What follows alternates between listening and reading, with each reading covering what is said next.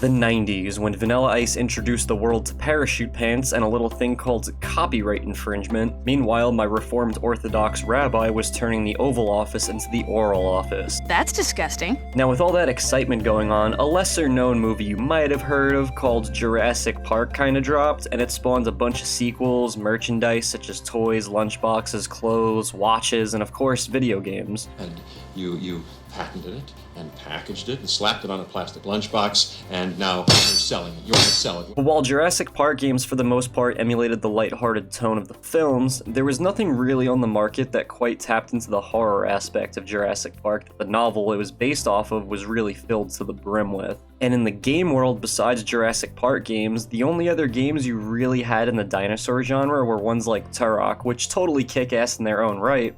But again, there wasn't anything horror and dinosaur related in the game world. And that, my friends, is where our Lord and Savior Shinji Mikami came in with Capcom, hot off the scene of creating the most well-known survival horror game of all time. He had his sights set on a new horror game featuring dinosaurs as the main source of scares, known as Dino Crisis.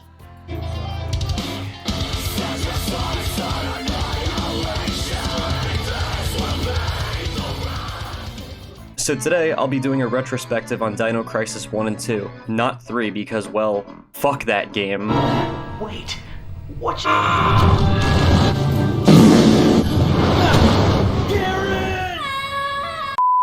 But before we do that, if you like what you're seeing at any point in this video, you should totally give it a thumbs up and subscribe for more stuff like this. I pump out videos like this all the time. Anyways, let's get right into Dino Crisis 1. Dino Crisis has you take control of a redhead named Regina as her and her team go investigate a secret island facility to locate the whereabouts of a mysterious doctor. The game starts up, and after parachuting in immediately, one of your teammates, Cooper, becomes a T-Rex's lunch. As you explore the island, you find out the facility is home to what's known as third energy technology, which is the ability to open up a rift to other periods of time. Most people, when they naturally picked up this game for the first time, are just kinda expecting Resident Evil but with dinosaurs, which at its heart is what the game really is. However, there's a lot of stuff that'll definitely throw Resident Evil players off.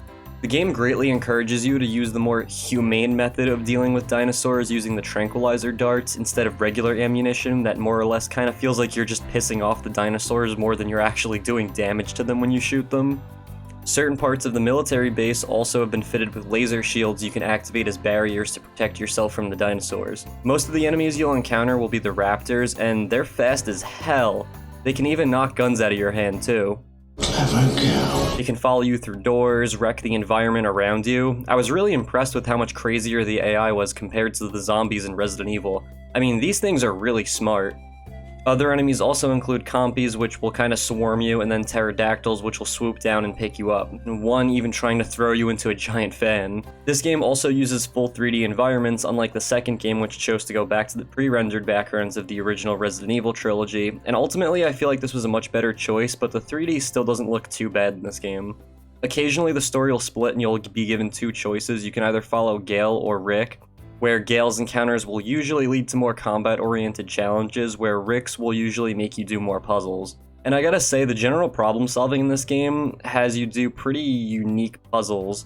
To open up certain doors, you need DDK discs, two specifically, a code and an input disc, then you need to enter in a password. And usually the password will be something related to the door you're trying to open, but when it comes to certain other locks, this isn't always the case. Now you might say, okay, I've read a few notes, I'm sure it's in one of those, let me go back and check. But you can't, because you can't view previously read notes.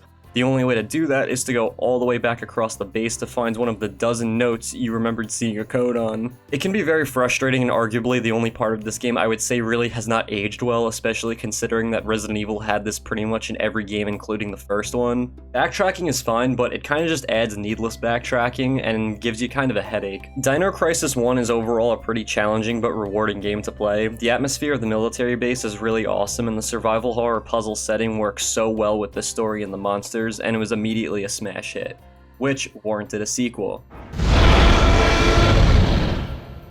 Okay, now Dino Crisis 2 is where things really pick up. So you play as Regina again, but also another guy named Dylan, a fellow member of an army known as Trat, not to be confused with the widely successful band of a similar name. This time they're investigating a research facility that's been sent back in time to Dinosaur Land using the third energy technology from the first game.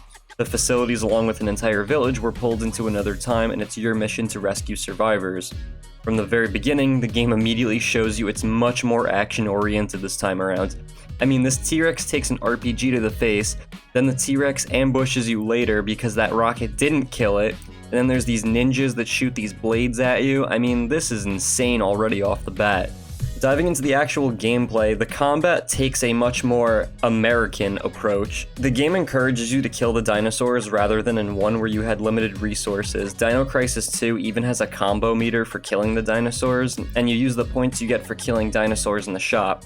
You also get bonus points for not getting hit in certain sections. Yeah, if you want to humanely take care of dinosaurs, go take your sensitive ass back to Dino Crisis 1. This is Dino Crisis 2, boy, and we exclusively use buckshot. The raptors return again as the main enemy you'll face through most of the game, and even though they can't knock your gun out of your hand anymore, they can still fling you around pretty good if you aren't careful. You also encounter the Pteranodon again, along with some compies, but also new dinosaurs like the Allosaurus, the Dilophosaurus, and even a Mosasaurus in the underwater sections of the game. And then these long-necked Plesiosauruses that are fantastic for farming points. Compared to Dino Crisis 1, there's just a lot of variety in dinosaurs this time around. And they even give you files you can read about each dinosaur. The true duality of man, packing enough firepower to wipe the dinosaurs out again while also studying these beautiful creatures before unloading futuristic plasma rounds into them. Speaking of files, you can actually store and read files whenever you want now, unlike the first game. No more backtracking across the play area, and thank God, because the map is huge now. Even if some sections can be pretty linear, it'll open up back again later, and the more you progress, you'll be able to move between different islands, and when you travel between them, you get these really fun arcade shooter segments where you have to defend the boat from incoming dino attacks. It's very reminiscent of the Jurassic Park Lost World arcade game, which is just honestly a blast, and it was a real throwback, and it's really nice to break up the gameplay. Like I keep iterating, the tone is drastically different between 1 and 2, and I can understand why some people definitely prefer 1 to 2 or 2 to 1. It happens to be pretty awesome, especially since the controls feel much smoother compared to the first game. Your character auto-runs now, and shooting just overall feels much more quick and efficient, even if the auto-lock does kinda mess you up sometimes. Just because the pure amount of dinosaurs on screen, sometimes it'll auto-lock onto the wrong one, which will result in you getting hit, but it's not anything game-raging. And it's even more impressive because even though the game is way more action-oriented, none of the intensity of the first game is removed whatsoever. There's still tons of really intense moments where you have to run from the larger dinosaurs that you can't really shoot. That being said, you'll always be prepared for whatever you face, which definitely does make the game a lot easier on the whole, but it's still such a blast. Dino Crisis 2 also offers a whole lot of more options when it comes to combat. You can have a main and sub-weapon. My personal favorite sub-weapon being the firewall, and it does just that. It sets up a wall of fire, which is especially helpful against large packs of Dilophosaurus and the poisonous plants. Now you might be saying, Mr. Pizza Man, isn't it a little inhumane to kill the dinosaurs with fire? No. I will remind them that it was man that was created in God's image, and fire that he smited the dinosaurs with. Regina and Dylan also are now able to use melee weapons, and you can use them to open up certain doors, and you'll switch between the two characters throughout the game to access certain parts of the map you can't with the opposite character. They also have their own sets of upgrades as well. There's also an item shop now, as I briefly mentioned before, where you can save your game, you can buy ammo, new guns, and even health pickups. And overall, the UI has been just greatly improved in probably every single aspect. The decision to go back to pre-rendered backgrounds was also a fantastic idea, and why I think the player models look a little bit better in this game and less choppy than they did in the first game. The game world also just feels really alive with all the diverse range of dinosaurs and how greatly detailed the environments are. Overall, Dino Crisis 2 not only has more to offer in gameplay, but also just has a lot more quality of life improvements that just make it a much more smooth experience compared to the first game. So to conclude, I'd say both Dino Crisis 1 and 2 are fantastic games, and I think each offer their own unique experiences. If you want a spooky, slower-paced sci-fi thriller with dinosaurs roaming about, the first game is definitely right up your alley, while 2 is an extremely fun adventure game with really awesome environments and overgrown laboratories that you could explore and shoot, and especially if you're really a fan of the old school Jurassic Park games, I think 2 is really right up your alley. However, that being said, if you're like me and just really want a good dinosaur game, both games are really just fantastic, even if I am more partial to the second game. And both of these games have just become quite cult classics over the years, with fans dying to take a bite out of a new game, or at the very least a remake. Personally, I think remakes of these games would be really awesome and deserved, with Shinji Mikami coming back aboard Capcom, supposedly in the works with a new remake. Hopefully it'll be Dino Crisis. Thank you guys for watching, I hope you all enjoyed. If you enjoyed this video, please make sure to subscribe, and have a good one, guys.